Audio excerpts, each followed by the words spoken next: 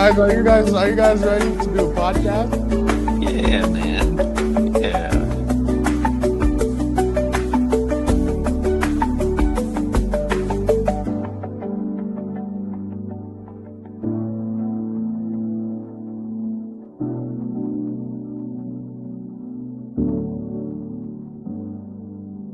All right, guys. Are you guys ready to do a podcast?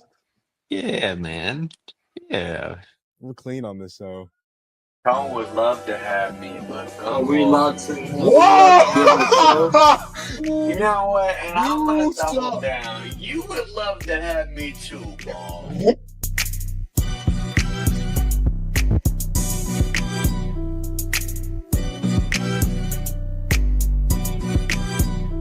Hey, yo, James, don't call him directly.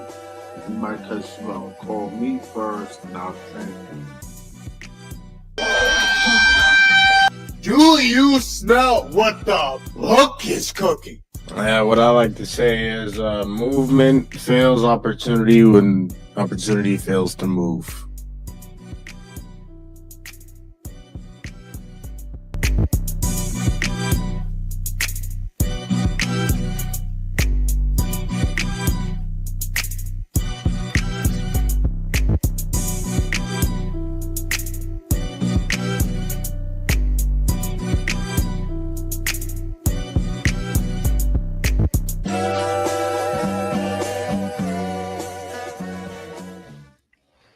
Y'all know Kimmy? Oh, that's awkward. That's uncomfortable. Welcome into. Hold on, let me just make sure everything is working because look at this. Hold on. Look at this, fellas. We're not virtual. I can see you, Tony. I can. Oh, hold on. Let me actually bring you into the. Look at that. Look at that. Oh my God. Hold on. Let me just do this real quick. I get there it goes. Look at that. We are all here together, and we have a few extras. But welcome in to Gumball Sports Machine, where we. What's the intro again? Oh, we love, we laugh. The show where we love, we laugh, we hug, we cry, we smile. Most importantly, we are positive. Oh, is that what you like to do? You like to crash out. Oh, I don't crash out. I don't crash out. I'm a child of God, is what I'd like to say. We are all here in person, and I am. We're all at my place. So, sorry, I don't know where I'm going with this, but as always, I wish. As always, I'm not alone. Of course, I got my dog, my co-host, my OG Squad. Tahone. Hey, How you doing, man? I see you got the AI jersey and what's up, man? Happy 50th to AI style, man. yeah. Dang, no, this is his age mate. That's My crazy. bad. My bad. That's on you. That's on me. And like usual, he hasn't been on the past couple of episodes, but it's all right. He's back. He's I like to call him the brains of the group. We have Kevin. Slacking for the past day or so, but The brains of the group has been kind of slacking a little bit. Yeah, that boy Kev. Kev, how are you doing, bro? I'm pretty good. Yeah. Oh yeah. Since we have this little dual mic setup, you're gonna have to use those lungs of yours. Oh, okay. Well, now the mic's off. I'm pretty good. Nice. You might to unplug and plug it back in, so that's cool. And meanwhile, this mic happens to work now. We have a special guest, the first time guest on the show. I think that's how you say it. Mike Boy. Mike, how you feeling, bro? Good. Ready for it. Attaboy! Here we go. Great start. He's ready for it. Oh, okay. That's got to be a pause. And on to the next. We have another first-time guest of the show. Look at that, Gavin. Gavin, how you feeling? Feeling good. Glad to be here. Thank you for having me. Attaboy. See, attaboy, Gavin. See, there we go. See, this is now we're starting off right, fellas. Positive show. Now we were here. getting the bike rolling. we were here watching Game 2 of the NBA Finals, and so let's get into it, I fellas. just want to say that AI is on the list when they talk about most points for the first two games through a series. They had SGA, they had AI, and they had Mike. Just want to put that out there. Well, Tone, I'm glad. I'm happy for you that you were able to get that off your chest. I feel like sounds like you've been looking to get that off your chest. Quite literally. Look at that. You think I won't murder you the way I smile, but I'm gonna take a lot of shots, AI style. That is shooter for you. Hoodlum. Anyways, we were sitting here eating some food, watching the game. The Indiana Pacers lose. Hold on. I gotta cut bro off. He's not gonna do that. That food was bomb, bro. Yeah. Who? It was. Who? SGA? We talking about you. You're cooking. Oh! The food was bomb. Oh, I thought you said that fool. Oh, okay, my bad, Tom. My bad. My go ahead. What was it? Huh? What you made? Oh, Ugali. Yeah. Ugali. Bomb.com. Oh, appreciate that. Yeah, I cook a little bit. Cook a little bit. The fellas come to the house, watch the game. I got to make sure that my dogs eat. Running off the court, huh? So, oh yeah. The first time I ate with the gristles. Hey, African household. That's what you got to do. African household. Hey, Right. silverware. What? I appreciate that, Tom. Yeah. My fault for interrupting. No, but if you're gonna interrupt me to compliment me, don't you dare apologize. Dang. Just saying, bro. I always love a good compliment. So, anyways, what was I talking about? Oh, the Oklahoma City Thunder tie up the series in the NBA Finals, 123-107 in Game 2. The Oklahoma City Thunder ransack the Indiana Pacers. Now, for the Indiana Pacers, it was interesting because they did have 7 people in double figures. In Game 1, they only had 6. Again, a well-balanced scoring. And on Oklahoma City side, it was just much better. It was Chet stepped in. J-Dub had a better game. He still wasn't great. SGA, to Tone's point last episode, what we're going to talk about here in a few minutes. SGA was a lot more efficient. He was 11 to 21 from the field, 1 of 4 from 3, 11 to 12 from the free throw line. He had 34 points. Game 1, he shot 30 times. Today, he shot only 21, and they won this game pretty handily. And then guys off the bench, Alex Caruso had 20. Aaron Wiggins came off the bench and just couldn't miss. He had 18. So this game, I mean, Oklahoma City really came out and flexed their muscles, and let you know why they're in the NBA Finals. And so now this series is tied at 101 apiece, going back to Indiana for Game 3. Tone, what did you see from this game? What was your takeaway from this game? And what led the Thunder to time the series up?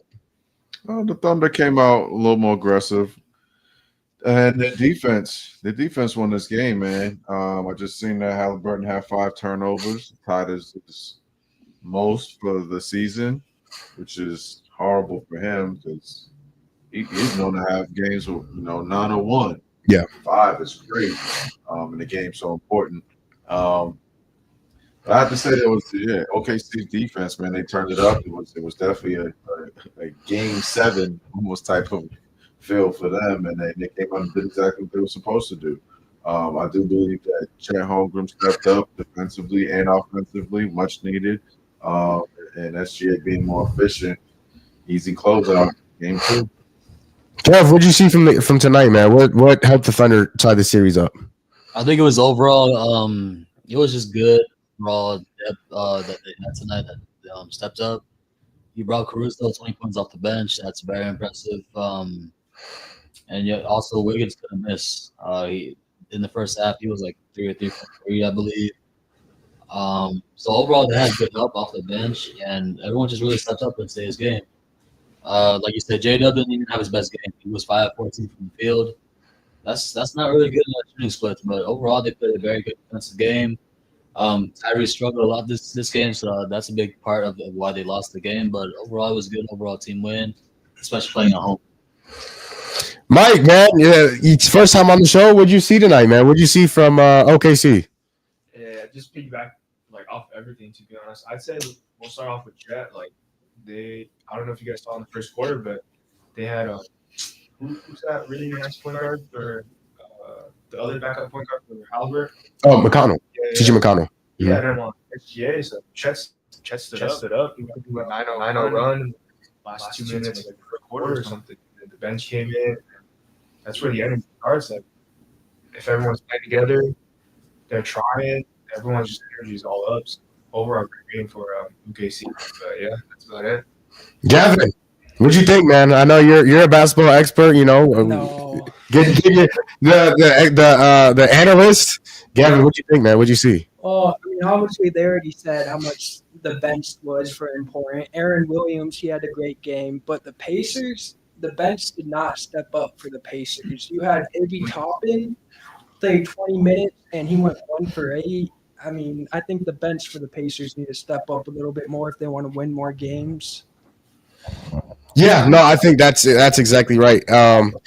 You know, you had 7 guys for the Pacers in double figures tonight, and I think the biggest thing about that is they couldn't stop you couldn't stop the other guys for OKC. Now, yeah, I mentioned the others: the Chet Holmgren, Jalen Williams, the Aaron Wiggins, Alex Caruso, the other guys that are going to come along with SGA. Obviously, SGA did his thing again today. He had 11 or 21. He had 34 points. He was ridiculously efficient. But when you look at guys like Aaron Wiggins, who came out, had a huge impact on the game. Alex Caruso, once again, had a huge impact on the game. You cannot let those guys go along with SGA. Because if you do that, if they score as well as they did today, the Chet Holmgren in the first quarter, when he was a huge part of that run in the first quarter, and then Aaron Wiggins came back, and second and third quarter, he couldn't miss. You cannot allow – if you're the Pacers, you cannot let those guys get going. And so it's almost like a Nikola Jokic effect. Let SGA have whatever he wants. Let him take 30 shots, 35 shots. Let him take all the shots he wants. Do not let Chet Holmgren, do not let Jalen Williams, do not let Aaron Wiggins or Alex Caruso or Casey Wallace, whoever it may be, do not let those guys get going, because if they do, it will be a problem. And it was just that for them tonight. Tone, what do the Pacers – obviously you're going back home for game 3. What do they need to adjust? Obviously in game 1, and you know, we've talked about the turnovers. Right, we talked about the turnovers. They had 26 turnovers in game 1, another bunch of turnovers in game 2. But what do they need to do to go and take the lead again at home in game 3? You want to be completely honest? Mm-hmm. That they can do. Wow. Because OKC has arguably the best defense in the league. You know, more defense. And I don't think that Indiana has a consistent enough offense. I don't believe Indiana's have a consistent enough offense to overcome this. And just by watching OKC this entire playoff, every loss has made them better. And so I honestly thought they were going to lose game 2, and then they would win the series out. And so they lost game 1. I got them winning 4 straight. But I really believe that their defense is their offense right now. And like the Indiana Pacers need to play fast. If OKC is scoring and scoring efficiently, it enables them to play at the pace that they need to play at. Yeah. And then with OKC's defense, it's almost like a double negative for them. I just don't see. And I also think a big problem is the fact that Nembhard needs to be able to play, make, and also get going. But with him having to guard SGA, he's losing a lot of energy. Yeah. And now he's less effective. Yeah, he's definitely having to use a lot more energy defensively because SGA is the MVP. Yeah, he's pressing. He's pressing right off the bat. 94 feet. Now you're letting what? Chet cook. Yeah. Dub cook, and then once he gets tired, then it's Shay's turn. That's the biggest thing. Honestly, they remind me of our team. Mm-hmm. When we play top tier defense, it leads to easy offense, and that's what OKC does. So how are you going to stop it? Yeah, like that's, and so to that point, real quick, Kevin, but Indiana has to play at their pace. They have to get the ball out and run. I don't care whether it's a miss or whether they go through the net. You have to get the ball out and run, because you have to tire out this OKC team. Because if you tire out the OKC team, that means they're not going to have enough energy to compete with you on offense. And OKC is a very, very good team in the half court, especially when you have a guy like SGA. So, Kev, is there anything? Tone said there's nothing they can do. Do you believe that there's anything the Pacers can do to get back in the series? Yes, and I think there's only one thing they can do is get out in transition. That's what they've been doing the whole entire playoffs. Just get out in transition. That's their best strong suit. And if OKC, especially in Indy, it's gonna be loud. It's gonna be loud for the Pacers. So it's gonna be a little tougher than playing at home. So I think Indy's gonna come out firing.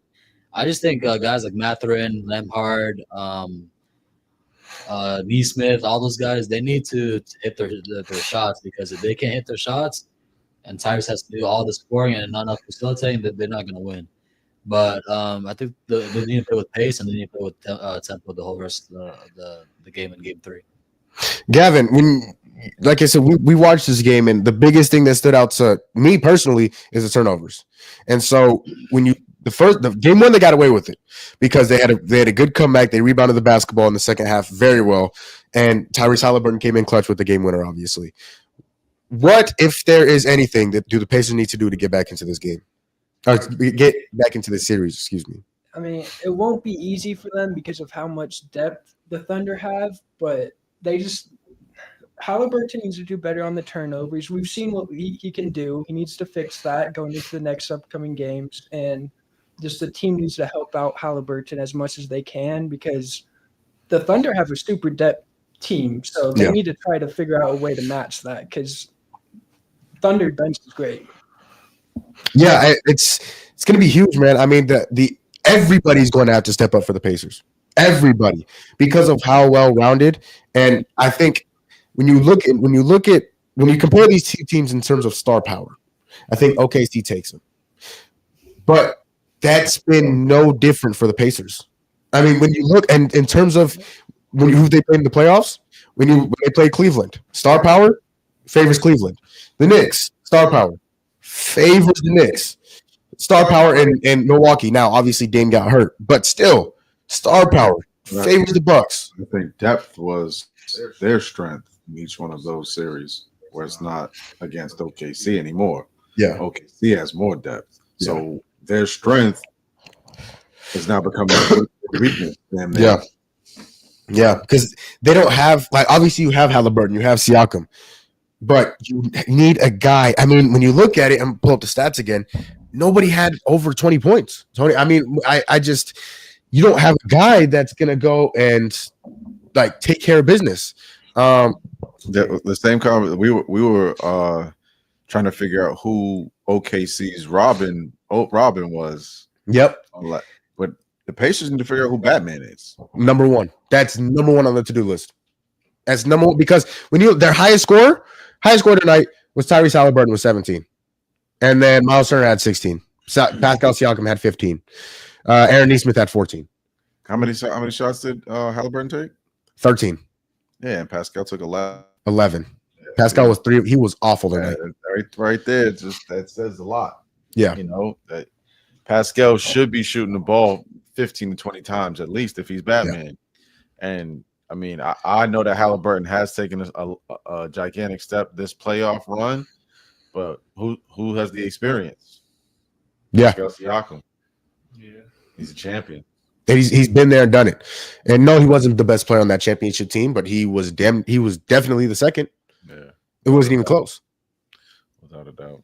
And so he's been there before. He's been here before, and he's performed at it. Now he needs to act like he's been here and done this before.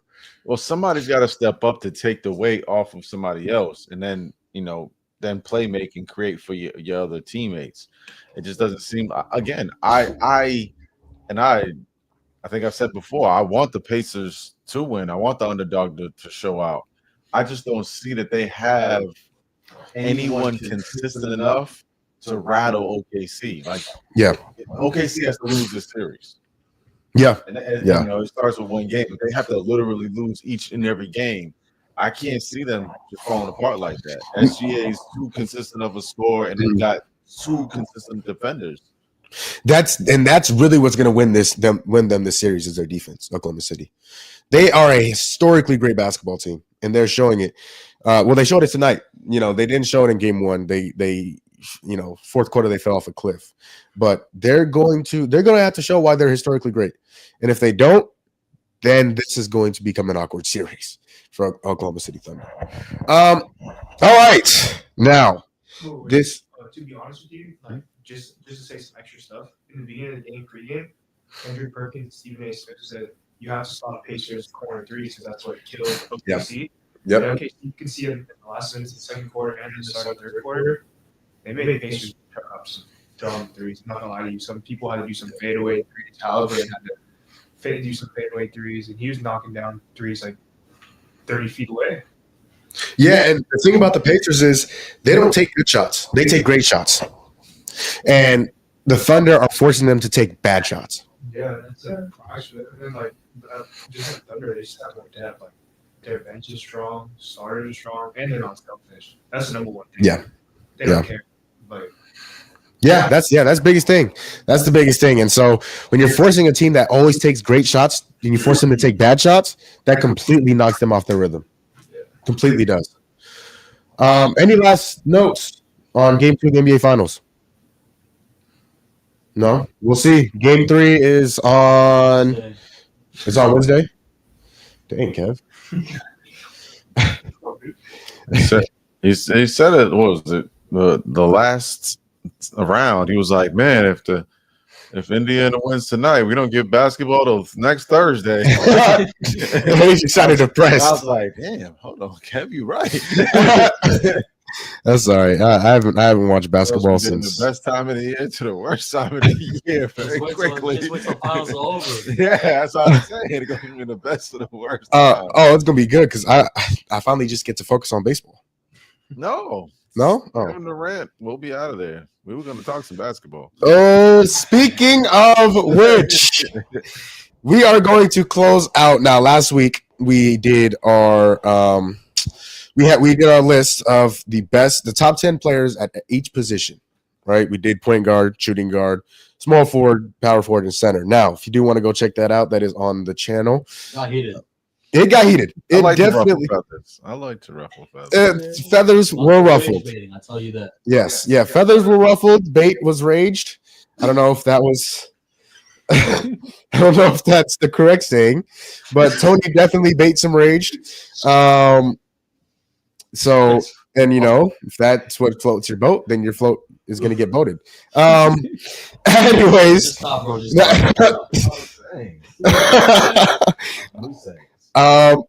Now we're going to close that out by giving you our top 10 players in the NBA on this day, June 8th, 2025. We're going youngest to oldest to youngest. I don't have a list. So I'm just Yeah. Mike's judging. Mike's just here for the commentary. Oh yeah, Mike's judging. All right, so in you know what? What do you? We're going youngest. He's the youngest. Hey, How old are you, Gavin? 23. I'm the youngest. You knew anyways. Oh, you're the youngest? Sounds fun. Yeah, I'm the youngest. So we do youngest to oldest, or oldest to youngest, or handsomest to ugliest. So I'll start in that case. We know who the oldest is. Oh, this. See, Michael fits right into the show. He fits right into. Hey, Dad, come on, where you at? He's your top 10. How should we do this, fellas? How should we order the list? Actually, do youngest to oldest. Like, Youngest to oldest. Let's go, host. Say the best for last, man. All right, so this is how we are going to unveil our lists. We will go. It'll be the first section will be 10, 9, 8, 7, and then we will go 6, 5, 4, and then we will go 3, 2, 1. That is going to be the order in our list. Tony just told somebody to get off of his lawn. I don't know who they may have been, but he has his Ring cameras on, and he doesn't appreciate anybody being on his lawn. Get off my lawn. Boy, all right, my bad. So I guess we're going youngest to oldest. I will go first, and then it will be Gavin, and then it will be Kevin, and then it will be Tone. OG. All right, so 10, 9, 8, 7. And now we will not judge each other's lists until the lists are completely done. We listen. And we Mike will be immediately judging, and in fact, if he doesn't like our list, we will be going right out the window. So 10, 9, 8, 7. At number 10, I have Jalen Brunson. Number 10, I have Jalen Brunson of the New York Knicks. At number 9, I have the chef, Stephen Curry. At number 8, This is crazy. This is crazy. Wait for it. Ready? Victor Wembanyama. At number 7, I have Victor Wembanyama before Victor Wembanyama. The Slim Reaper, Don't Kevin Durant. At number 7. disrespect Kevin Durant like that. Though. That is my list. Kevin, number 10, you have. It's Gavin. Oh, next. sorry, I thought Oh, Gavin. I'm sorry. My bad. I'm tweaking.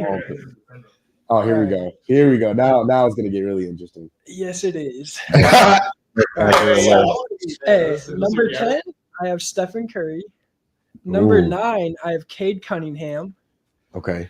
And Wow. Number 9. yeah, Okay, my bad. he impressed me. He impressed me this season. Yeah, I was like, what about Pig? All right. And then at number 8, I have KD. Okay. And at number 7, I have Brunson, Jalen Brunson. My dog, Gavin. I knew you was a good. I knew you had a good spot on that. I know you earned a spot on this show, dog. My boy, Gavin. If you want to cross the room, I'll dap you up, boy. All right, Kev. 10-9. Who? 10-9-8-7. Right, either. Number 10, I got LeBron James. Oh hell no. That's it. Make sure yours number 10. 9, I got Jalen Brunson. Okay. Number 8, what the hell? Number 8. Also, if you're gonna speak Spanish, can you do like numero ocho? Number Number 8. I mean, I feel like you got to put it all together. Numero 7, Thank you. I got the chef Steph Curry. Okay. All right. Not bad. It was horrible. Oh We listen. no, we listen and we don't judge. Tony, That's it. Hey, I'm old. I forget things quick. that is a good point. All right. And number 10, we got the Big Dubski, Big Wemby. Okay, Wembyama. Okay, my bad. that is your bad. And number 9, we have a guy who kind of failed this postseason. Maul's gonna love this. I got Anthony Edwards at number 9. Yeah. Bow, bow, bow. My bad. At number 8, I got that young killer, the new East Coast thriller. Arguably the best player in the East right now. He's top 3. You better not have Paulo in that, right? Hello, let's go, PB. Talking about failing in the postseason. We do. You said the 7, right? In 7, yep. That's what I got, Katie. Who? He said KD. I didn't. My bad. I didn't hear that part. Huh? What'd you say? Katie. Hmm. You know Katie? Kate. What's his name? Katie. Katie. Yeah, you don't know? Katie Perry? Jordan. Yeah, her. She did have a pretty good year. I don't know if she's better than Kevin Durant though. He's pretty special. Yeah, she is. Nah, I got that man Durantula, man. Number 7. Slim Reaper. All right. I have the highest on the list so far. Huh? I have the highest on the list. No, I got him at 7. Yeah, I got him at 7. We're tied. 6, 5, and 4. I guess I will go first here again. At number 6, I have the other D for a last initial. AD. Anthony Davis at number. Oh, I was about to pull a Kevin at numero 6. Number 5. I got Jason Tatum. Number 4. Oh, crazy. Sorry? Go to 5, go to 5? Hmm? Who did you say? I said 5 already. Who was it? What? He's also. You didn't hear me say 5? No. You didn't hear 5? I literally said just Tatum for number 5. Who? We're missing the point, guys. He's from Duke. The- Oh, my bad. I said just Tatum for 5. Oh, I really missed it for a second. Okay, you can say you get the green team. I got Jason Tatum at number 5. Numero quattro. I got the Don. Luka Doncic. Yeah, scratch the list. Scratch the show. Everybody got to go. Listen, everybody. Number 4, I got the Don. Luka Don, the real Don, not the other Don. The other Don is dumb, but they got Luka Doncic. Gavin, 6'5" and Quattro. At number 6, I have Anthony Edwards. Oh, yeah. Come on. At number 5, I have Jason Tatum. And at number 4, I have same as Jamal, Luka Doncic. Smart man. Luka Doncic. Actually, I think 5 and 4. Yeah, Jason Tatum and Luka, we both got Yep. to the same. Got the same top. See, Gavin, aside from the stupid Anthony Edwards spot, you know your basketball. And that is why they came off the bench. Get out. Yeah. Oh, okay. I'm kidding. All right, Brains. At number 6'5", 6, 4. I got Ant-Man. Jamal, why don't you like Ant-Man? He's like, Because they swept the Suns last You season. know, you want to talk about overrated? Sorry, we'll get into it. But we'll talk about it. At number 5, I got Luka. Okay. At number 4, Jason Tatum. Somebody's thinking with it. Can I interrupt? All real NBA quick? first team, by the way. We listen and we don't judge. Somebody. We do judge. Go ahead. See, I like that. Yeah, I like that. Number 6. No. Oh yeah. What's the dude with the most points in the NBA ever? Like ever? He got like 3 championships Kareem? on 3 teams. He plays with the Sun, yeah, or something like that. Milton Remo I think so. I think where you from again? from Akron, right? Yeah. You got Steph that high? No, not that kid from Akron. Oh. He actually won a championship there Or too. that city. Mm. So that Wow. scene. Did he? He said it like Didn't this he is for what did he say? Didn't he beat Steph too? The 73-9. Yeah, he did that once. He Mm. did that one. I do remember that this was like, I you like know. his son is in the NBA too. Oh yeah, Bron Yeah. James. Yeah. Oh yeah, that's his. That's Oh, really? Yeah. Raymond James. Yeah. What's his first name? LeBron Jack. Yeah, we got that guy. We got that guy there. And then we got that other kid that plays for LA. Which one? What's his name? I don't remember. What's his name? I can't. Sorry, can you just remind me? Austin Reeves. Yeah, like Austin a little bit. Oh yeah. Oh, he's from the mountain.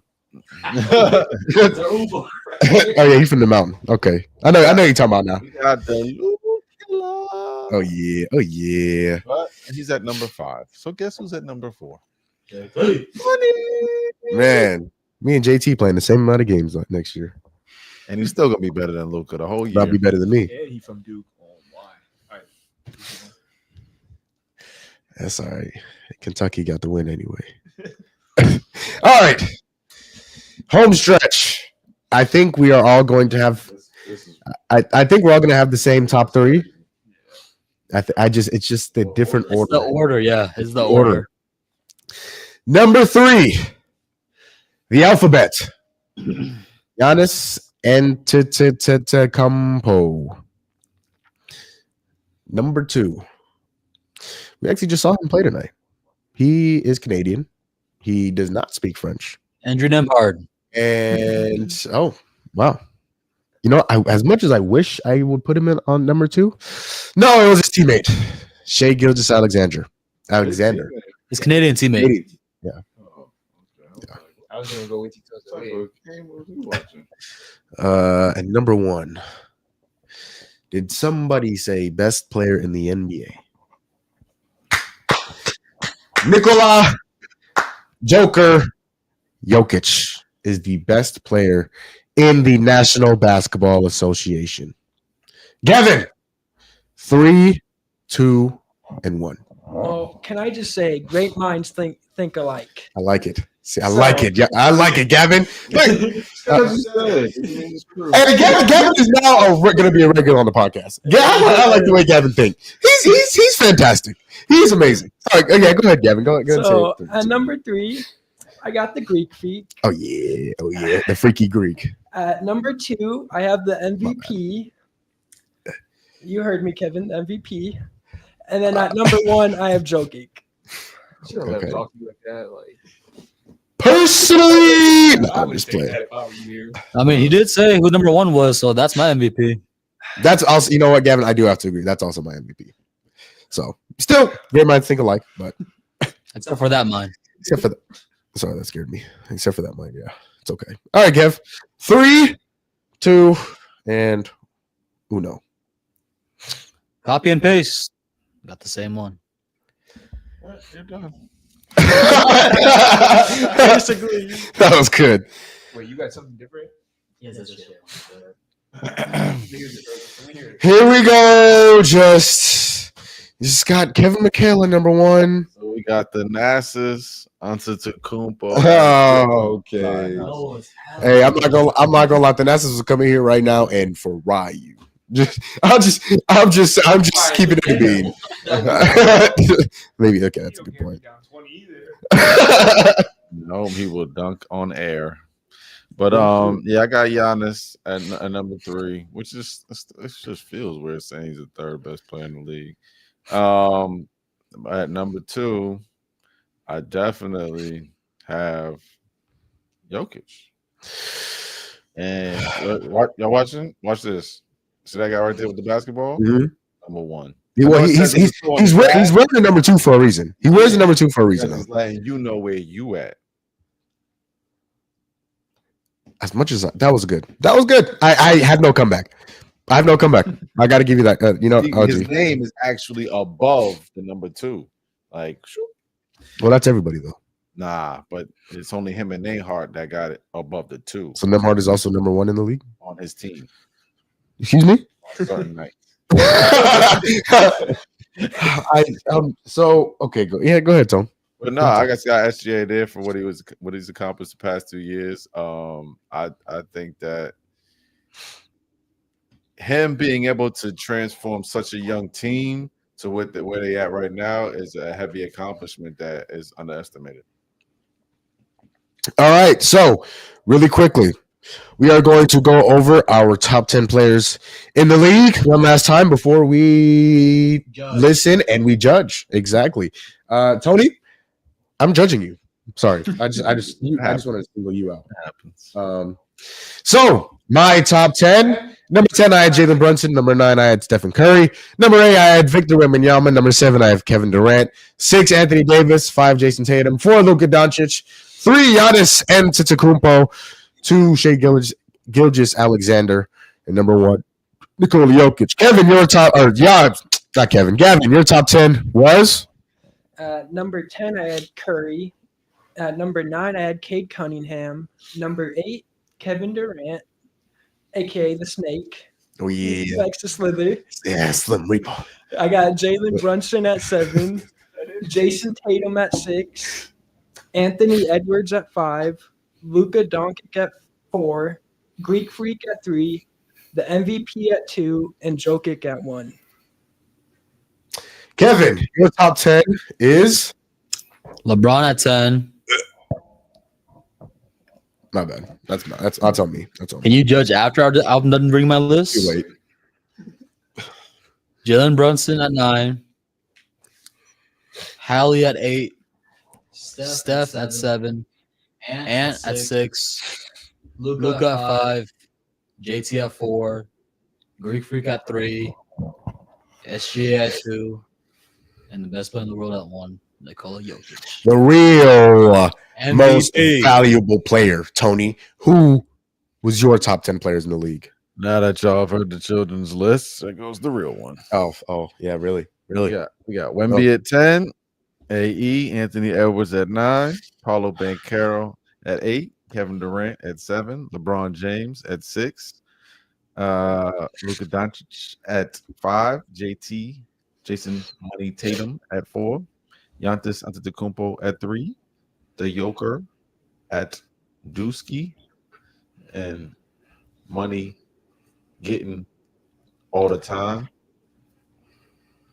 MVP all the time. Okay. I do want to mention you think we're all children because you are old enough to be all of our grandfathers. So I do want to point that out.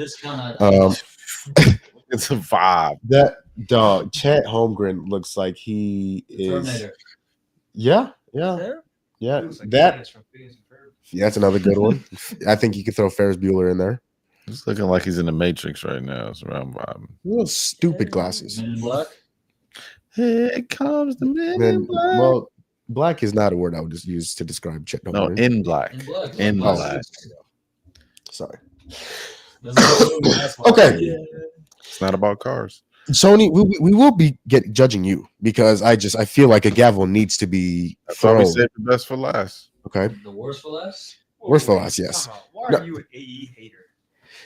Because you know what? I'm glad you asked, Michael. Because That's on my mind. Like AE's not like. so last year when we did this, I had him in my top 10. In fact, I had him, I believe, around somewhere where Gavin had him. I had him 5, 6, or 7. AD? AE. Anthony Oh, Edwards. AE. Also, the fact that Anthony Davis wasn't in any of your list, He was on somebody. Wasn't he was on my somebody list. else? It wasn't on any of your list. Absolutely insane. No, I thought about putting him on it, but I looked at. Well, I thought that was blasphemous. Anthony Edwards. Last year, he was on my list for what he did in the playoffs, right? He came into Phoenix, swept us, right? Went into the MVP's house in game 7, being down 3-2, and went and beat the MVP in Nikola Jokic. And then went to the conference finals, and Luka had his way with Anthony Edwards. Now, at that point in time, in my opinion, Luka Doncic was the best player in the playoffs. The best player, not only in the playoffs, in the world. He was the best player in the world, in my opinion, for what he did in the playoffs. He averaged a 30-some-odd point triple-double. Now, Anthony Edwards, I gave him a break. Because what he said in his press conference after he lost Game 5 to the Mavericks, I did not train hard enough to make it this far. I thought I was only going to play in the first and second round, then we'd be done. I said, okay, that's fair. You guys had a really good year. You know what? Maybe you didn't train. Maybe you didn't train in order for them and in order to go that deep in the playoffs. I'll give you a break. But what you did in the playoffs was absolutely spectacular. It was great. So for that, I'll give you credit, and you are now a top 10 player in the league. This year, there were expectations. I had him in the conference finals. Tone had him in the preseason. Tone had him in the conference finals. Kevin had him in the conference finals. And this is just this show. When you look at all the national, the ESPN shows, the Fox Sports shows, they also had them going very far into the playoffs. This year, what was the excuse? He had no excuse this year. First two rounds, played very well. I have nothing against him. When you go to the conference finals, he was terrible. He had 2 good games in which he performed well. One of them they won, one of them they lost. The other games, the 3 other games that you have to play in the playoffs, he was terrible. Now, what are you going to tell me now? Did you train hard enough to get here? Because you were here last year? Did you not work out? What is it? Did you not expect to be here because you were here last year? You're going to tell me that you didn't expect to be back in the same position? I'll tell you what happened. Against the best team. There you go. Hold on, say it. Because you don't got a microphone. I got you.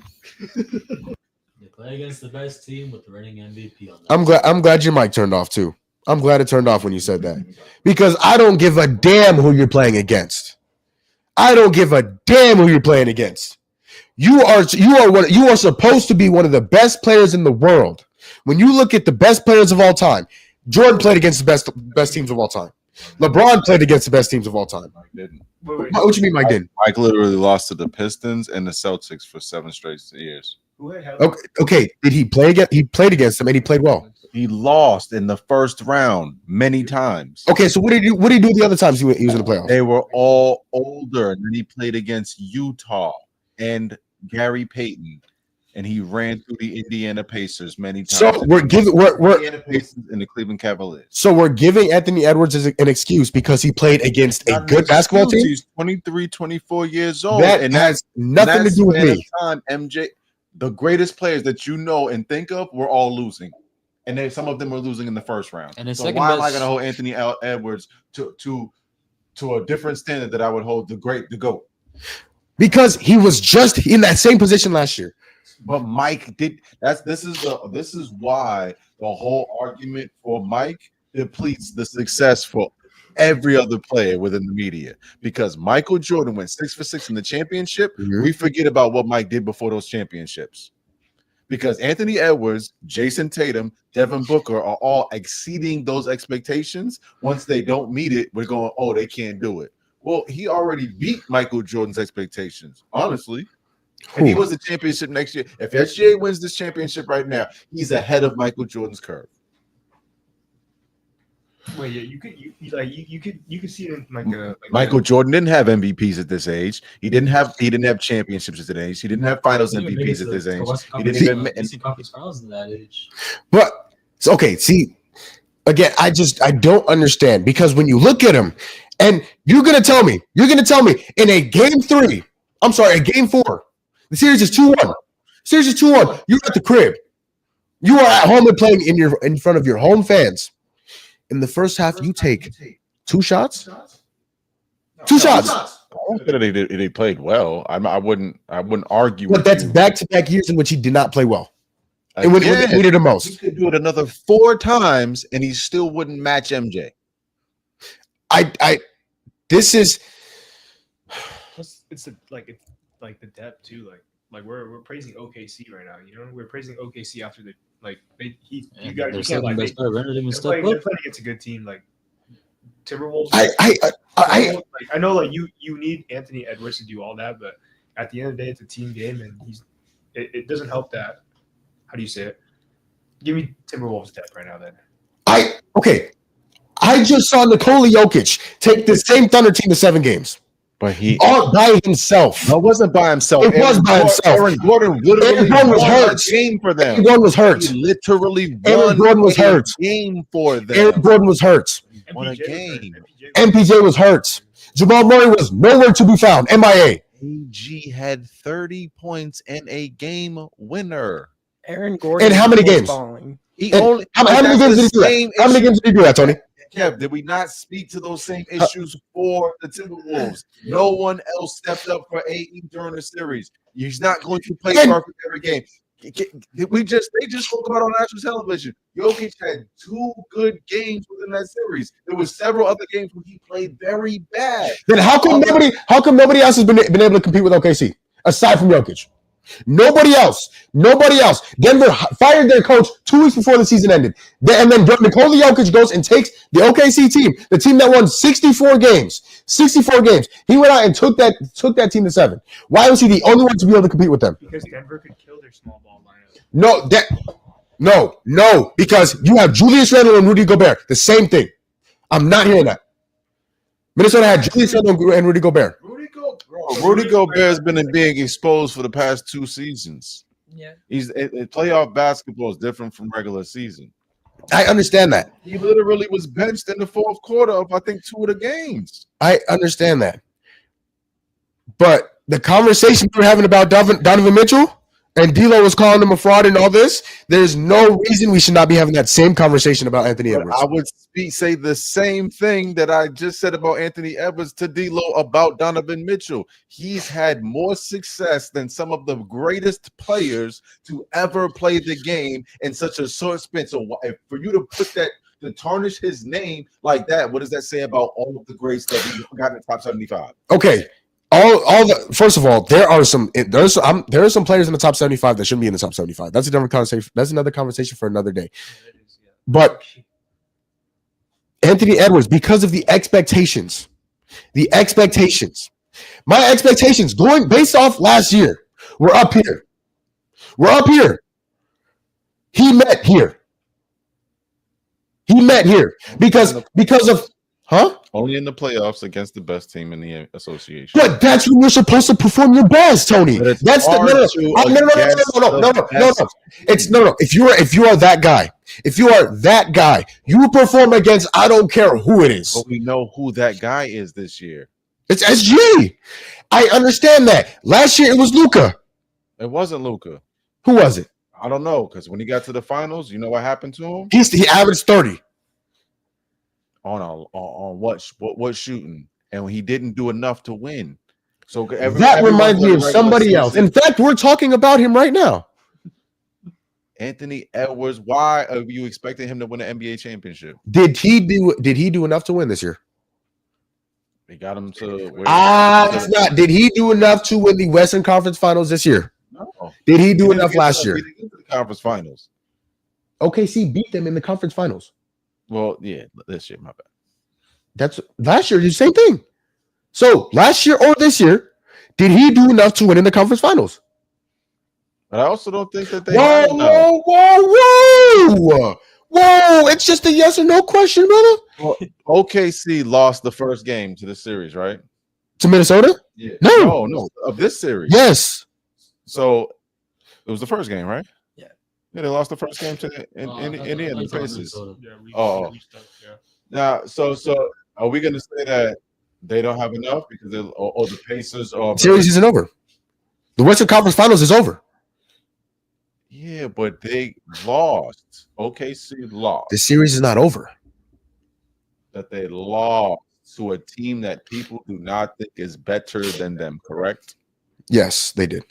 Everyone knows OKC is better than Minnesota, correct? Now we do because the series is over. Before the series started, who was plus minus?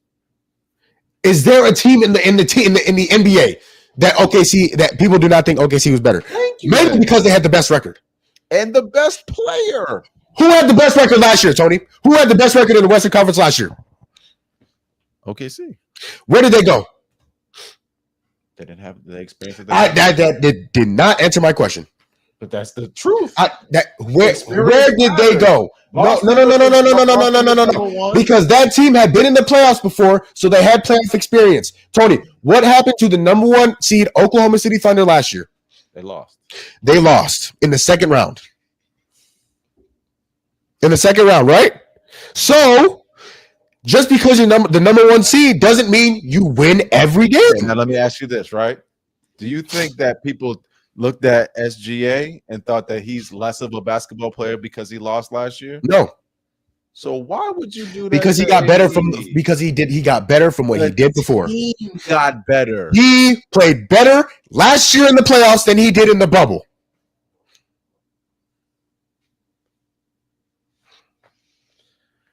Okay. He played better last year in the playoffs than he did in the bubble. Doesn't every player on their team play better? That's not necessarily true. No. Ludor didn't play better in last year than he did in the playoffs in the bubble. I'm talking about playing. Isn't every player on their team playing better right now than they did last year? Right now? Yes. J-Dub, no. J-Dub has not had a very good playoffs. He's maybe had 1 or 2 games.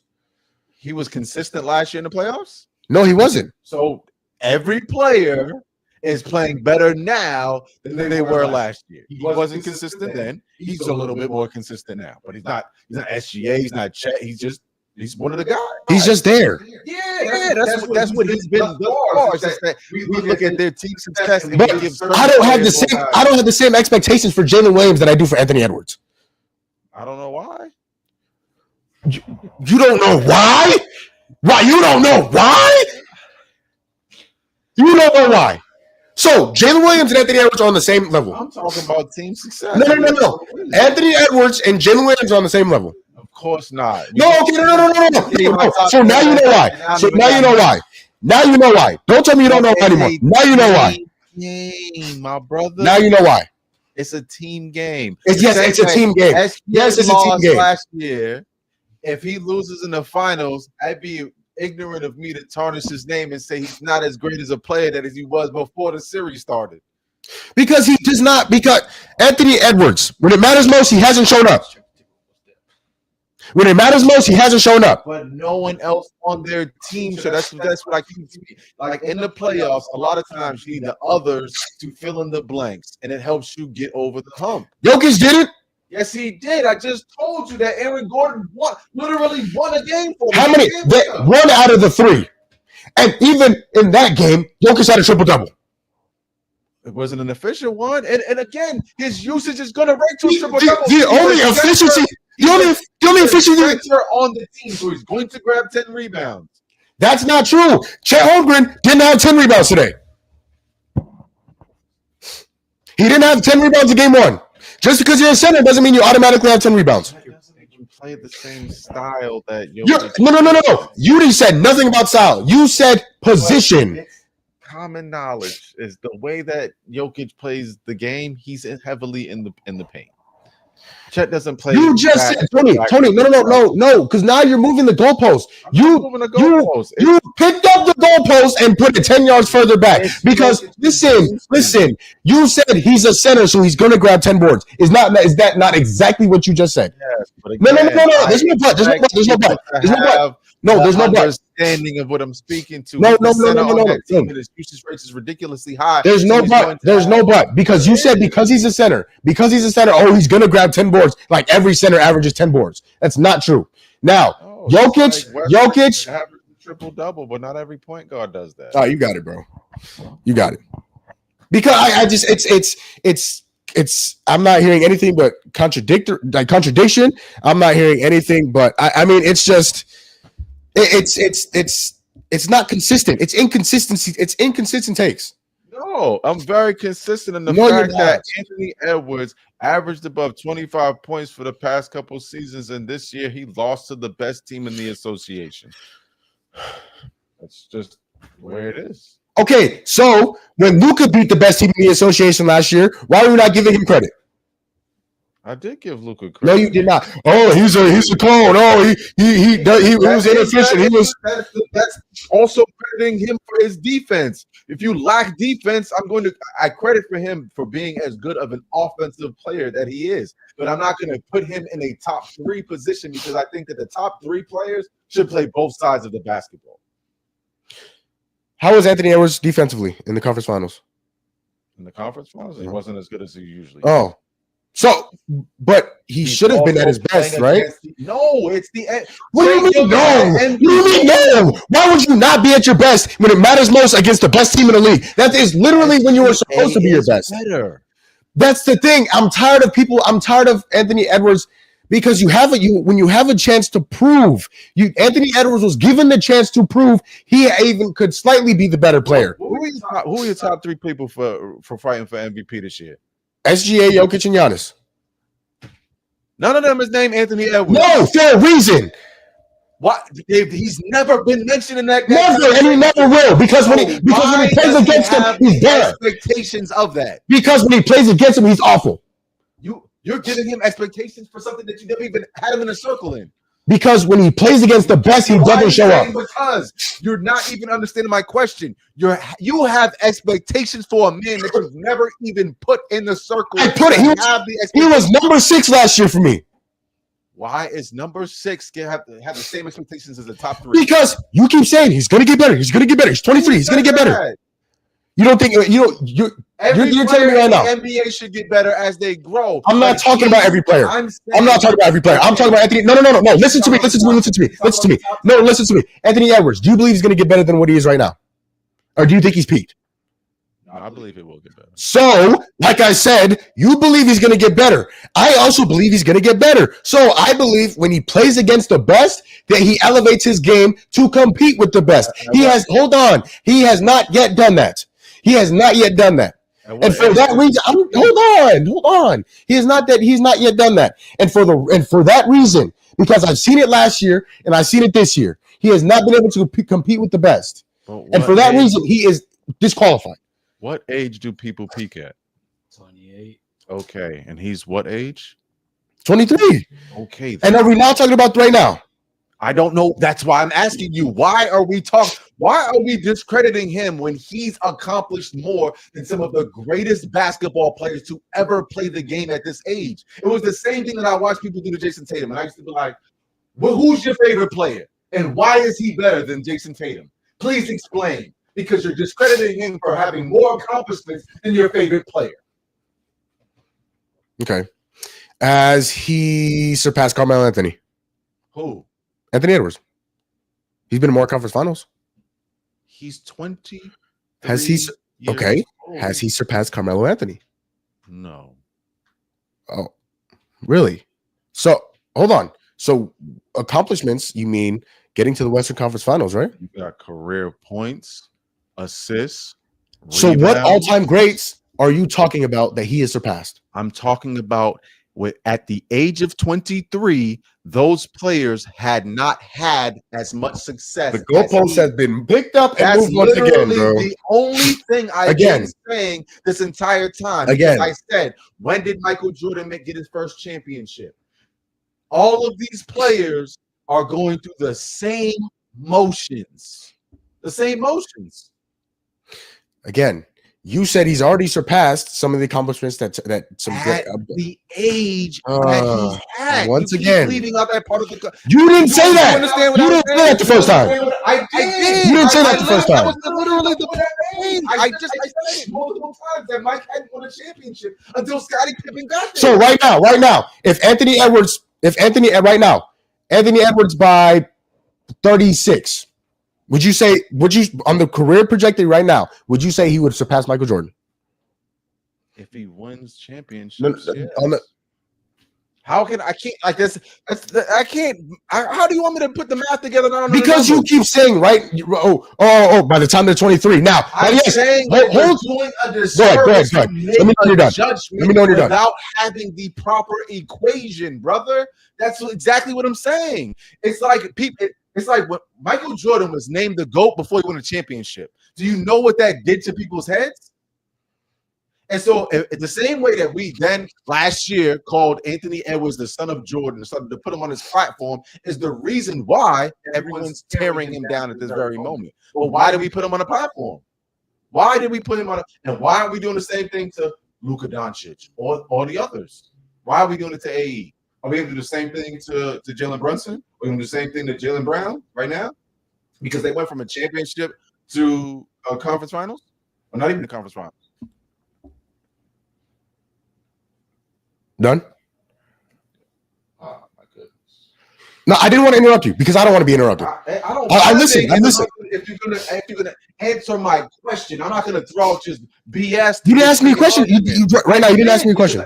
My number one question, again, which I just asked Kevin if he understood, was why would we tarnish his name for having accomplished more at this age than so many Hall of Famers at this age? Because those players didn't become Hall of Famers at 23. And again, so that when you said that you have expectations for him, I'm asking, why are you placing those expectations on him when he has yet accomplished certain things? Because I saw what he accomplished last year, and I saw what he did last year. And so, like you said, we are expecting players to get better. I expected him to get better. He was not better. He was not better this year than he was last year. But he was. Statistically, he had better numbers this year than he did last year. He shot the basketball more efficiently this year than he did last year. It just didn't show up against the best team in the association. Now we bring it up. That's literally what happened. Now we bring. Okay, when you play Tone, when you go to the park, right? When you always talk about when I was playing at the park in Boston, I was playing all these NBA players. When you played against them, did you not want to play your best? Did you not? Did you expect yourself to play at your very best because of the competition you were playing against? There are times I did, but there are times when I couldn't because I played against, from where I was from, I played against Mission Hill or Columbia Point, who those teams happen to be the best in the leagues, and sometimes they just have your number because they're the best. Okay, so Anthony Edwards, when he played somebody who plays relatively the same position as him, who he had a chance to say, oh, people SGA, right? Oh, he's the MVP, he's this guy, right? Why can't I be in the same conversation? He had the opportunity to put himself into that conversation. When he had the opportunity to put himself in that conversation, he failed miserably. That is the reason why I am disappointed in Anthony Edwards, because when you were given the opportunity to put yourself in the conversation with an SGA, with a Luka Doncic, he falls short. I was expecting him to again compete with those guys, because those are the guys you look to compete with, to be better than. And so when you were given that opportunity against SGA, against Luka, to be one of the best guards in the NBA, he came up short. That is the reason why put those expectations on him because of his competitive aptitude. He's a front runner. When he's winning, or he's doing all this, and he's shooting people, and he's doing all this other stuff. He loses too. That's literally before the game. He's doing all the picture taking. He's doing that. So after game 5 when he lost, why wasn't he doing DXing or doing all this other stuff? You're gonna celebrate when you like who? I've never. I'm just obviously not Tony. But why would you ask me the question? All right, you got it then, bro. Come on. Hey, next conversation. Hey, next conversation. No, you good. You got it. Yeah. Nah, you're gonna get mad at me. You got it. It's like arguing with a wall, bro. It's arguing with a wall. You got it, bro. You got it, bro. I guess I'm done. I'm done because there's a reason why front running is a term. Because SGA, when he's winning, when he won tonight, did you see him doing all this and celebrating and talking and telling people? Because he's the same when he wins and he's the same when he loses. Because that's not his playing style. He's just not overzealous. So why Anthony Edwards when he loses? SGA won, but I'm still just as good as him. Because he does not have the same energy when he wins and he does not have the same energy when he loses. SGA, when you look at him, he is the same guy when he wins, but he's the same guy when he loses. Nikola Jokic. Anthony Edwards in the locker room. I let you talk, Tony, and you keep interrupting me. You interrupted. We can't keep doing this, dog. You've interrupted me multiple times, and I just let you go. And I've interrupted. I just sat here and listened to you talk. And I did the same thing. No, you can't. I have not been able to spit out 2 sentences. Kevin, we're gonna watch this together. I have not been able to sit here and spit out 2 sentences.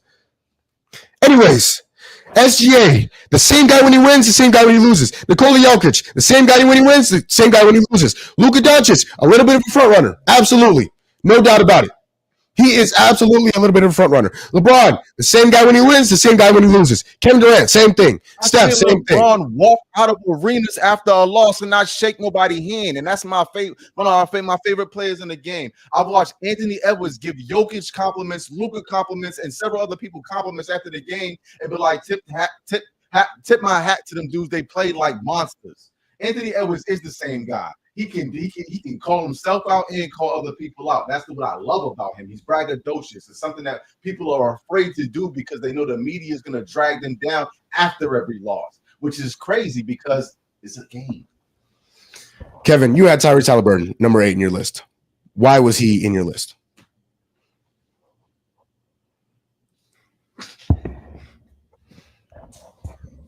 Dumb argument.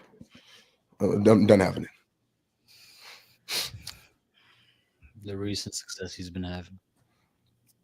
So for that, you put him above guys. Who'd you have at 10? LeBron. Okay. Who'd you have at 9? Let me look again.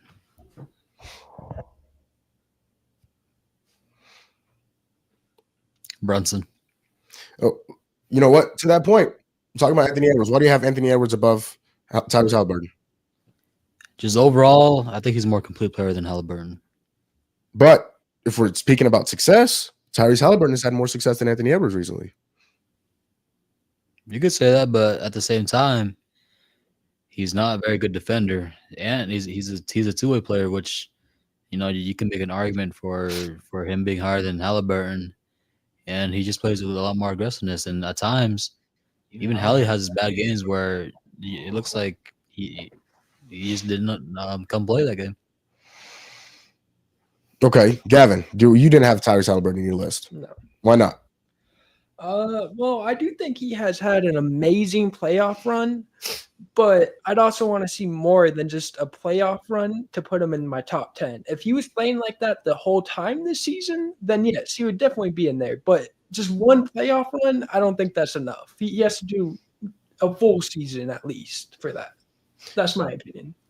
Yeah, I with Tyrese Halliburton, he's not. I can't put him in my top 10 because I don't know if he's the best player on his team. Because I think there's moments in which Tyrese Halliburton has been the best, and I think there's moments where Pascal Siakam has been the best. So for a guy that's not even the bona fide best player on his team, I couldn't put him in my top 10. So you didn't have Tyrese Halliburton in your top 10. Exactly what Gavin said. Mike, out of everybody's list, is there anything that stood out? Is there anything that stood out to you? You obviously you're judging the list. One thing that stood out was, like I said, I was talking to Kevin earlier. I was like, the Halliburton. I don't know, because you heard his name in the playoffs, but you didn't really hear his name in the season. You know? So that's why I was like, that's why I asked you, like, why AE hater? Because AE had his name like throughout. I know, like, obviously losing the playoffs is gonna hurt his name a little bit too. That's why it's just like, I'm not bad. It's just like maybe just the Halliburton, but I think everyone has their like a unique list. Top three, that's arguable because all you guys have like the same top three except for Tony, but it's really nothing to judge. Maybe Gavin Cade. Cade was unexpected. Cade at number 9. Cade, I understand, but I think Cade just has to do a little bit more because it was his first playoff. But he did do a lot for the Pistons. He did bring up like to a playoff. Yeah, no, he was good this year to bring a team who won 15 games last year to number 6 seed this year in the playoffs, and to take the Knicks to 6 games, the number 3 seed, the team that ended up going to the conference finals. That was pretty impressive, especially from what Cade was able to do. But obviously, they went out and made upgrades to their team. You know, they went out and got Malik Beasley. They went out and got Tobias Harris, who played unexpectedly well this year. So Anthony Davis, I thought was interesting. I was the only one who had him on my list. Maybe it was because of injuries. Maybe because he Injuries for me. Injuries, Tone injuries, same thing. Yeah, and I got to see him in the new Dallas system. Gavin? Injuries, that's the biggest concern for me, yeah. Okay. Now, obviously, none of us have had Embiid in our list. Injuries. Well, Embiid barely plays. And Philadelphia just had off the record. Yeah. Jeremy King got hurt too. He was popping off for a bit, and everything's fell apart. Philadelphia is a crapshoot right now. They are in an awful position. They're trying to get off Paul George, who they just signed last offseason. I don't know who's going to want that contract with his age and his durability. So that's going to be tough to get off of. Any honorable mentions? You thought about having them in their list who didn't make it, just outside, maybe 11, 12, 13. I have a future guest maybe. Just talking about the Thompson twins maybe. They can do it.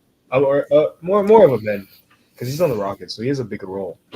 Yeah. I'm sorry you're going against you're going behind Cade, but Houston Rockets you can do something with Green and them. Yeah. You put your name out there because they don't have like a star. I wouldn't say they have a star play right now. Okay. Wemby, he's a fringe top 10. You could have him 11, 12, 13 out. I won't be mad at that. Paolo on Tone's list. I didn't have him top 10, but he's definitely around the same level as Wemby, in my opinion. And then KD and Book. They should definitely be up there. Especially KD. KD is like probably 11th for me. That's right. You didn't have KD in your list. Why didn't you have KD in your list? His injury. But he played like 73 games. He did not play 73 games.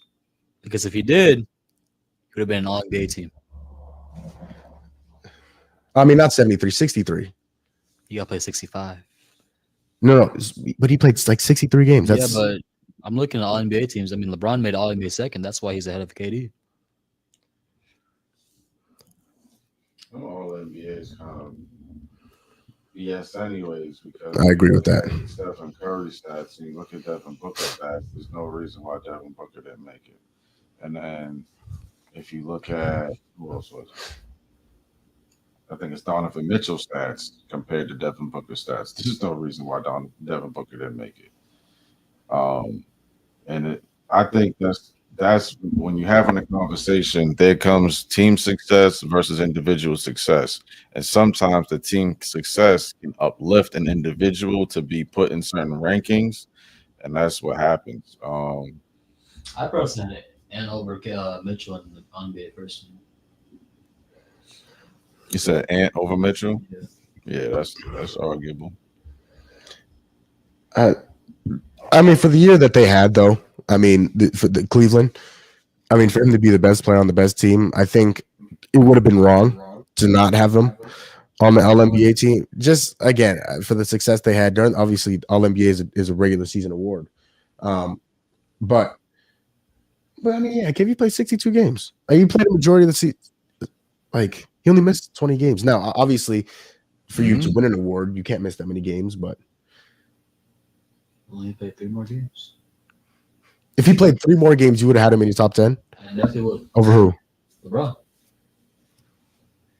I couldn't have did that. Yeah. LeBron carried them when AD was gone, and that during the trade, LeBron won like they made 20 out of 30 games with the squad. You know what I'm saying? Like what I watched LeBron do this year was there was a point in the time of the season where I was like, LeBron need to be mentioned for MVP, not to win it, but he was carrying the Lakers, and KD didn't carry the Suns to no success.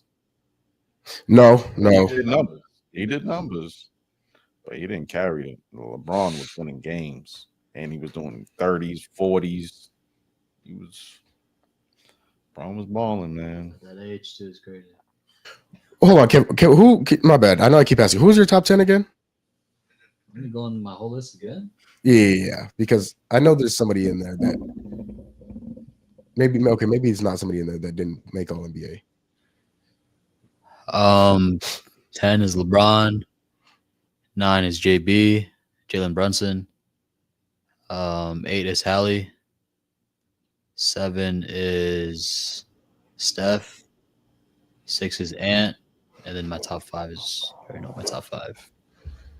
Okay, well, I guess that kind of aligns with my response. Yeah, because Steph made what, All-NBA second team? I think so. Okay. Yeah. I mean, I guess. Yeah. You're saying consistent with my argument. Yeah. So it's hard to disagree with that, but I don't know. Because I mean, a lot of us have different rankings, did different awards. So I mean, it's not going to be always the same. No. Tone, is there anybody fringe that you thought about putting on your list? Steph, but then again, I didn't think he even deserved second team. So I forgot. That's right. You didn't have Steph on your list. I did. I like him picking Cade. Cade is one of my top tier guys in the East right now. But I think Paolo just took a little bit of the leap that I needed Cade to make. But I will say Cade was. He was a superstar during the regular season, like averaging what he averaged at 25 and almost 10 assists and 6 or 7. He took that. He did take a leap. I would want to see him in the playoffs take a little bit more of a step next year. But I would say, yeah, besides Cade and Steph, I don't think I really had anybody from my top 10 if we were extending the list. No, not top 10. Gavin, you have anybody that you almost put on your list that didn't make it? I mean, yeah, I think I had to think about LeBron. It was a close call in between some of them. He's still a great player despite his age, but I didn't think he made my list. Another one was Wemby. I do think he's an amazing defender, but I think he needs to improve a little bit on offense for him to make my top 10, but I mean he's still super young, so he's gonna be there. Yeah. For me, Donovan Mitchell was somebody who I thought about putting on there. Anthony Edwards, who obviously we just had a long conversation about him. Super long conversation. All right, Kevin. Yeah, Cade, Halliburton. Those are a few guys I thought about putting on here. Kawhi, I think is very close to me, especially how he got healthy at the end of the tour or about halfway through the season, and he played pretty decently well in the playoffs. Took him a few games to kind of get acclimated. Kawhi was definitely one of those guys who I thought could have made this list. But Paulo as well. Yeah, I don't know. For me, I never really kind of thought about putting him on this list. He's kind of gotten better each and every year. But some of the guys that I had, I mean, Wemby, who I had at 8, I think he is. I mean, obviously he got hurt at the All-Star break. That's why I don't have Wemby on there because of his injury. Which is fair. I just at his best. I mean, did you have Jason Tatum on your list? I know he got hurt in the playoffs, but Yeah. okay. The whole season basically. Because that was the only reason. That was the only reason why I almost thought. But yeah, like you mentioned, he got hurt late. But Wemby for sure, when at his best, I believe he's because of what he can do on both sides. At his best, he's a top 2 center in the league. Depends on who else is playing. I was gonna say when everybody's at their best. Well, Embiid and Anthony Davis are playing This season, Embiid wasn't playing. This season, at least Wemby was the second best center in the league. Yeah, when he was healthy. Yeah. Karl Anthony Towns. He's third. Yeah. I think Cat is better offensively than Wemby is, but I think I had Şengün on like 6 or 7 on my centers list. Right, your boy Mobley. Mobley's power forward. Wait, yeah? yeah, he's a 4. Yeah. Mhm. Oh yeah, because Jared Allen plays the 5. Yeah. Sorry, go ahead. I'm just saying he's too tall to be. Is it for Chet? Chet's playing at the power forward right now. Not anymore. Why you got the pillow in the bear hug, Kev? Yo, that's nasty work. Kyson, how about you stay away, man? Nasty work. Yeah, you are. Okay. Nah, hell of a day yesterday, man. Shout out Kyson, man. Great. First annual Vegas Day. Yeah, Vegas Day was dope, man. Well put together, man. Fantastic. Yeah, first, I came away with some battle scars, but I also came away with a dub. So. I am so glad you did not show the camera your battle scar because my goodness. Oh yeah. I got. Hold on, let me see if I can. No, if you show it now, I'm walking out. I'll take this person, Shaq. So I'm taking it. No, you better not. No. Why? Go ahead. You're bluffing. Go ahead. Yeah. Huh? You're bluffing. You think I'm bluffing? No, I'm bluffing, bro. He's about to. We're about to go. No, I got a bandage. I got to bandage it up. No. It's no. No. So I got the sock. Hold on. Let me put it in front of the camera. So I got the sock on, but the toe, it's bandaged up though. So Can you just put the foot down, please? Why? I need help. Holding the pillow hostage is crazy. Yeah, you hiding something, Kev? There you go. I mean, usually when holding the pillow there, huh? Ain't got nothing to hide. Look. Oh, okay. Yeah, see, hey, y'all sit next to him. So I mean, if he's hiding something there. See how I'm tucking on this? Oh yeah. But Kevin got some sneaky strength though. You try to get away. I don't think you're getting away from Kevin. He's holding you down. Yeah, and Kevin would know. Yo. Kevin would know. All right, we gotta. So I'm so sorry to hear all this. Oh, I'm not. I'm absolutely not. This is why they have age appropriate things. Right. This is supposed to be for everyone. This is not the way. It is. Why can't it be for everyone? Huh? So let me take out Jesus right now. We're definitely on Jesus right now. Prayer. That you know what? You always need a lit. Oh, that's awkward. Check out the wave, everybody. Yeah, we haven't uploaded a single episode for that reference. And we building up some momentum. Yeah, patience, Kevin. I saw this was an interesting post on Instagram.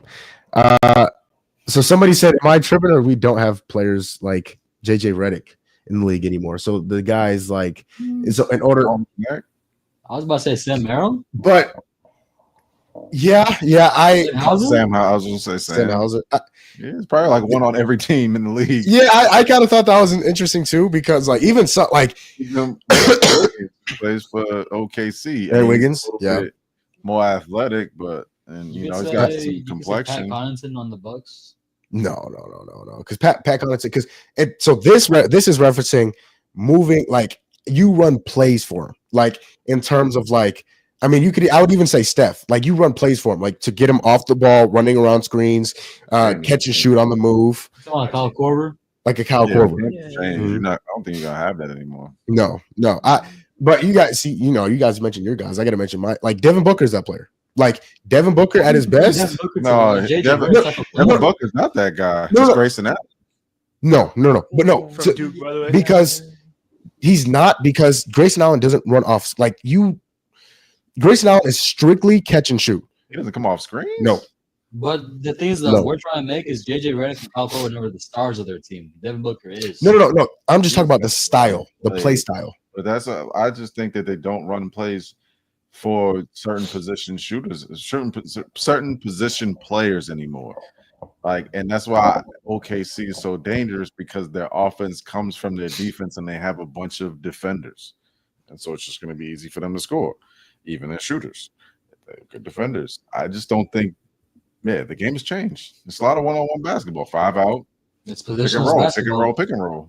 Exactly. And I think to that point is, do we have any players that are running off screens and going off flare screens and coming up to the elevator screen and off a catch and shoot? I think all the players that we just named, if we're not going to talk about like Batmans, and Batman or Robins, those are the guys. Just pure sharpshooters. Yeah, and they run plays for Sam Hauser on occasion. They run plays for Sam Merrill, and what's the other guy?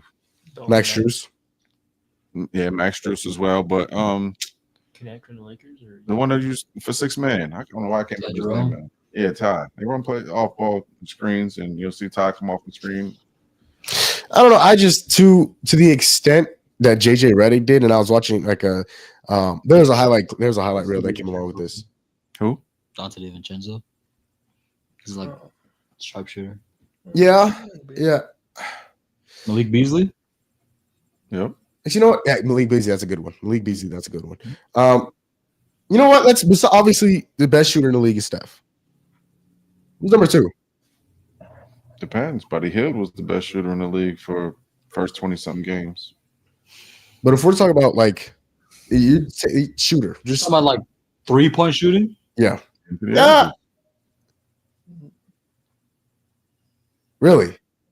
He shot. He was a 3-point leader this year. Yeah, he led the league, and he shot 10 3-pointers. I don't know how it could be anybody else. Yeah, he averaged like 4.5 or something like that in a game. Over Damian Lillard, over Klay Thompson. Said I'm the most efficient shooter at shooting at this high of a clip. I don't know how I would pick someone else over him. So would you say it was Grayson Allen last year? You can make an argument for it. How many was he shooting though a game? Like I think 7 that's or 8. Well, yeah.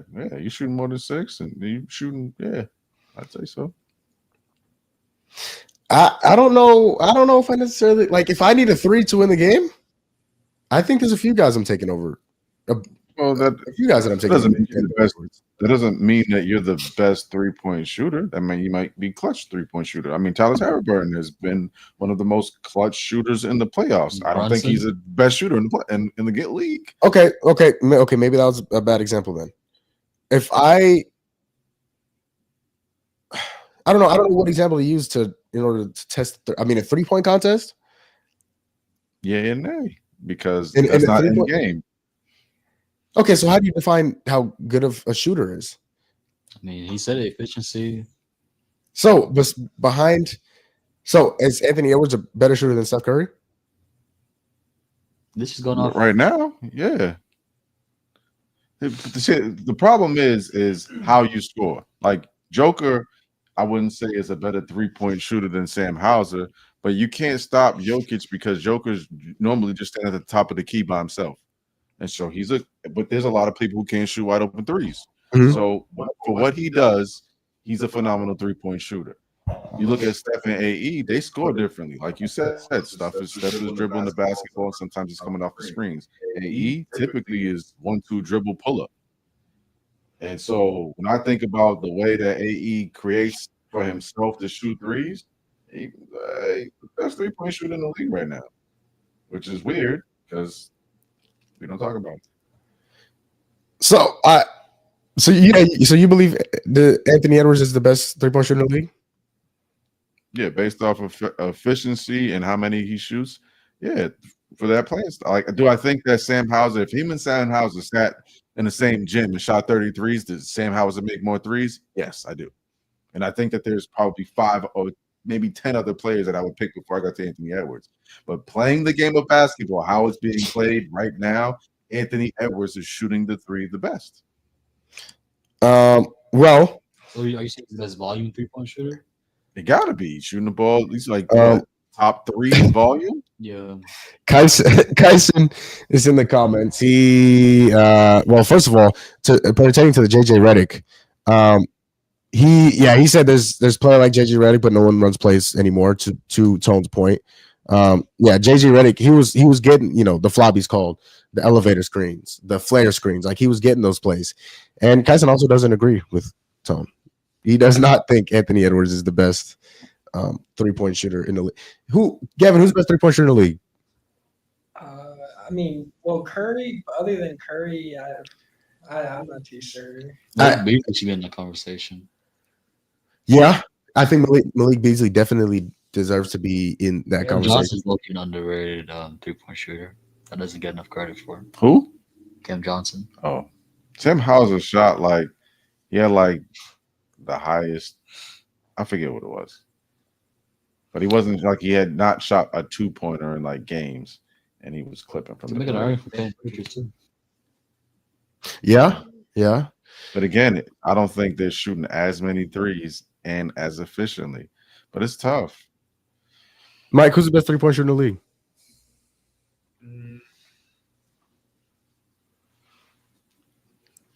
Just say the chef already. Stop wasting people's time. Yeah, I'd probably just stick with the chef, to be honest. Okay. He has he knows his shot. Like he knows like when he's gonna miss, when he's gonna make. Like that's why there's plays ran around him, man. It's always like that's why like Steve Kerr is just like, oh yeah, everyone's waiting for this. And you can see like how it impacts. But yeah, I'd stick with chef, to be honest with you. Kev? To quote what Dylan said, in my opinion, is a top 5 shooter in the league. I still think that title goes to Steph, though. Yeah, I'd have to agree. I think Anthony Edwards, for what he did this year shooting the ball from 3, was ridiculously impressive. I wouldn't put him in the conversation with Steph Curry or Damian Lillard or Klay Thompson or really mainly those guys, even Kevin Durant. But like Klay right now, you still have him as one of the best shooters. I guess what it would get tricky for me is the reason that we give all those other guys the credit. How are we gonna deny that for AE? Because we're giving those guys credit for the volume that they shoot and the percentage that they shoot, right? I'm not necessarily going off of numbers. I'm going off of I definitely give it to Steph because he didn't shoot as great as he has in the past, right? So off of eye test, you believe Anthony Edwards is like no numbers? Oh no, I just said I wouldn't give it to Steph because I would likely give it to somebody who I think is a more accurate shooter. I've seen Steph go 2 for 14. Who? I never seen Sam Hauser go 2 for 14. Never. So you right now you'd say Sam Hauser is a better 3-point shooter than Steph? Yeah. He's going off the efficiency. Yeah, that's what I'm saying. Like I'm like if they did a 3-point contest, I might pick Sam Hauser, honestly. What you're talking about right now, you know? Yeah, I'm not talking about 5 years ago. I mean, like right now. And that's why I go to in game because watching Steph in game, Steph has been struggling at the 3 at times. Like he can't get open as he has in the past. And so I'm looking at the game. I'm like, the way AE gets himself open to shoot at that caliber of clip for someone who's not even a shooter, well, we didn't think was a shooter, and now he's clipping. He's done the quad thing.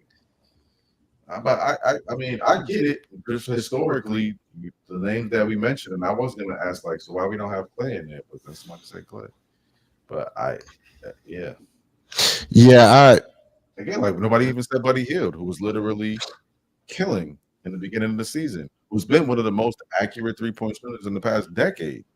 But We don't put him in the same breath as Clay and Steph.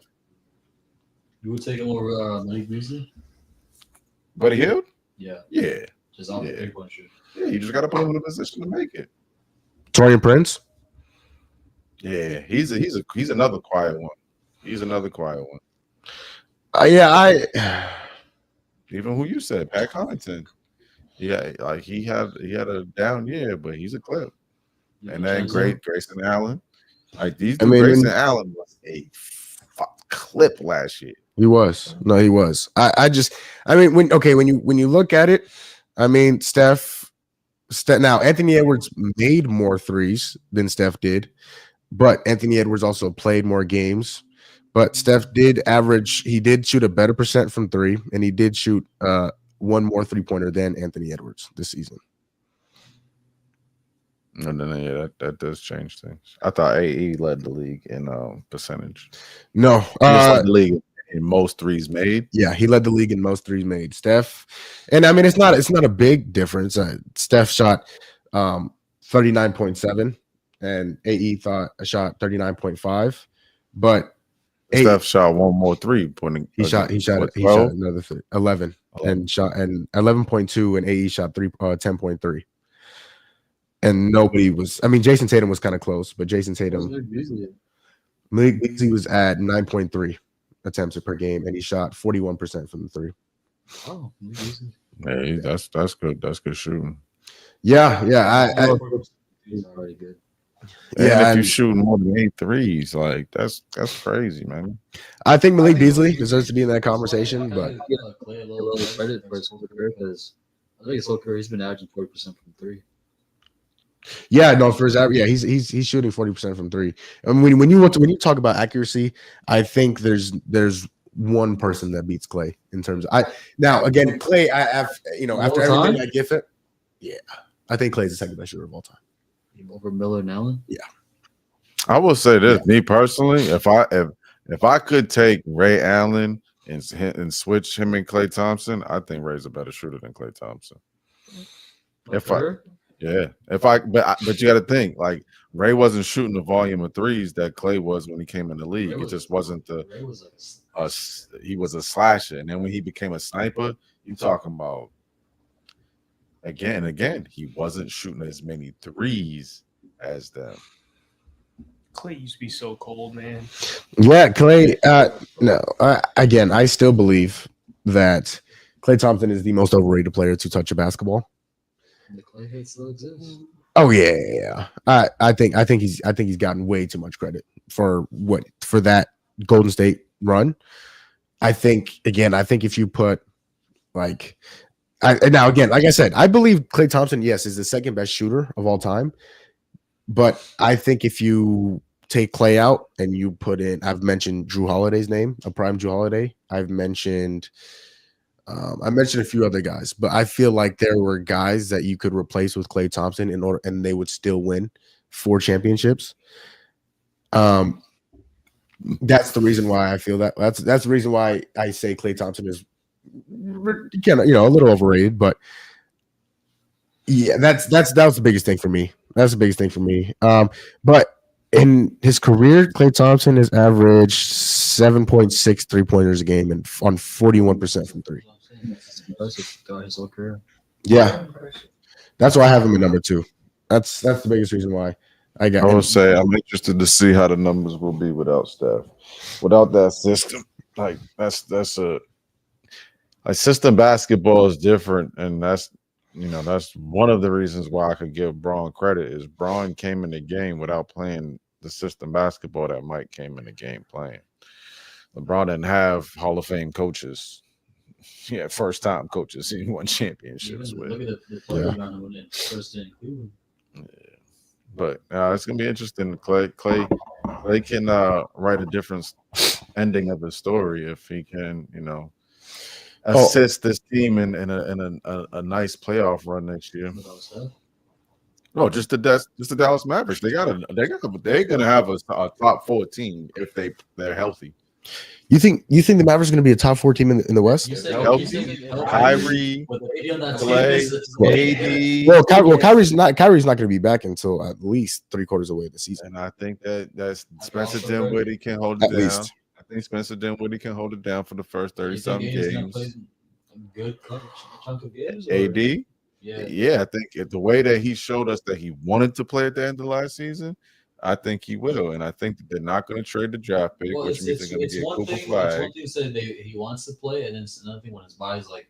When his "Man, body, yeah, you're refuses. last." I understand that, but I think that the fact that he was somewhat healthy last year, and then he said, "Oh, I want to show Dallas that I'm," and he came out and played. I feel like we all had doubt on us. Is AD in the game? You know what I'm saying? Like, does he got a sore elbow? He's like, I'm gonna take the night off. You know what I'm saying? Just my elbow's hurting. I feel like AD's like eliminated that part. He's like, y'all want to go out and show these people that I'm worth what they got back. You know, because I think that's the real question. Is everyone they got rid of Luka and they're like, man, we didn't get enough. Yeah, they only got Anthony Davis in a 1st-round pick. So I mean that could be another conversation, but I don't know if they could be a top 4 team in the. I mean, Top 6 for sure.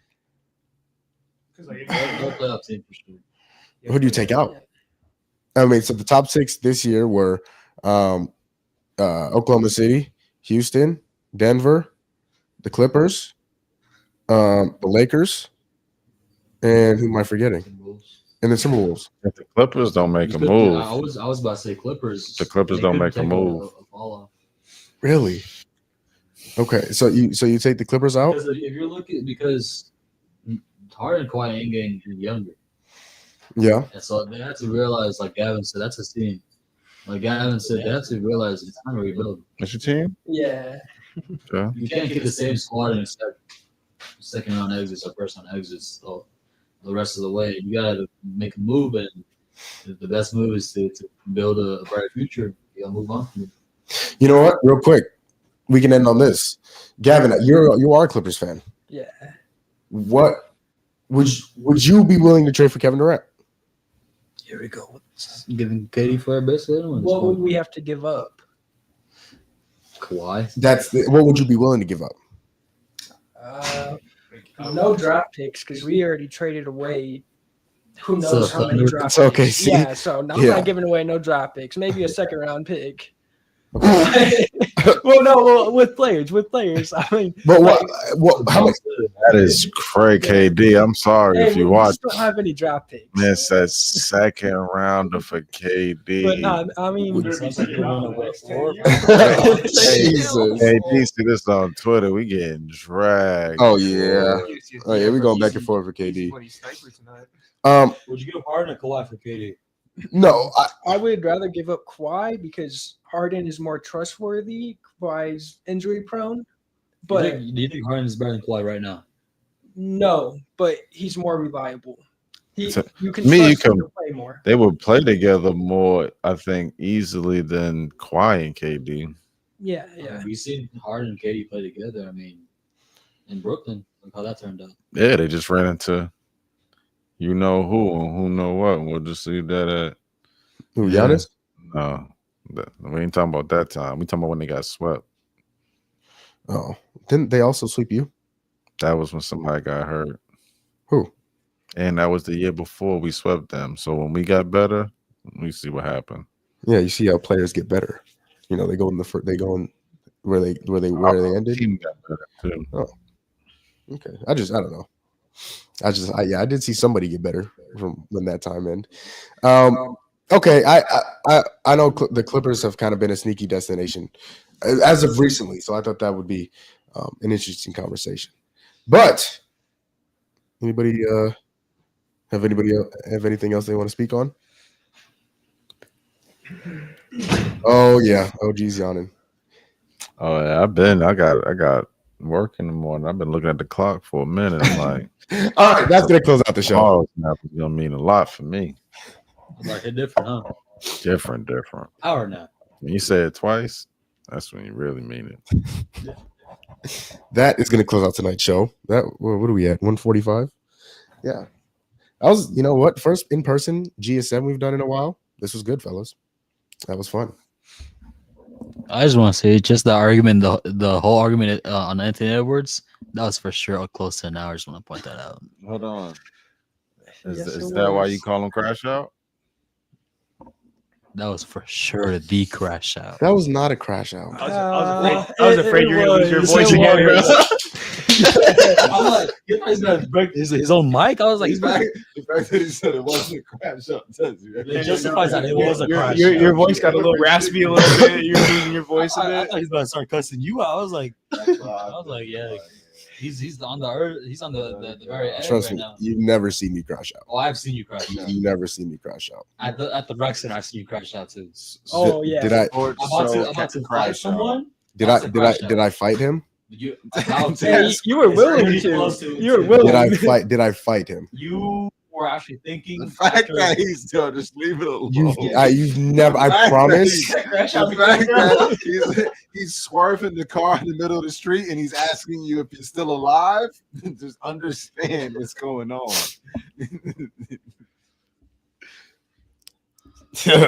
All right, bro. Like I said, you have never seen me crash out.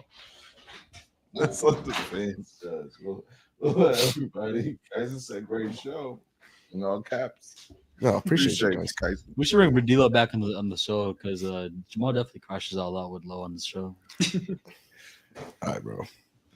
There's some Good content though. That's what matters. nobody else. If nobody else is gonna tell you, I love you because apparently nobody does. Nobody loves me. No, we love you, And Mo. so I am going to just love tell you, the truth. and you matter. Comes with love. And you woke up this morning because God has a plan for you, brother. And you woke up, and I don't know what they're Are saying. you homies? You don't tell each other the truth. As always, Looking out for each other. Come on, Kyson, man. appreciate you for watching. We are going to have Kyson on again soon, very soon. So be on the lookout for that. And as always, oh God. Like, comment, subscribe. Hey, yo, Kyson, you was wrong about today's game too. I'm just gonna say that. I told you because That was a little awkward. That was a little awkward. But see, I was just preaching positivity.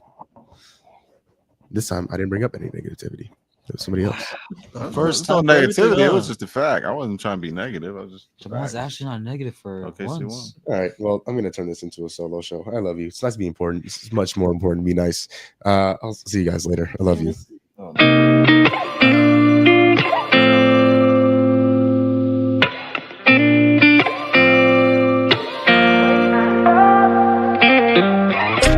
Gotta find my way to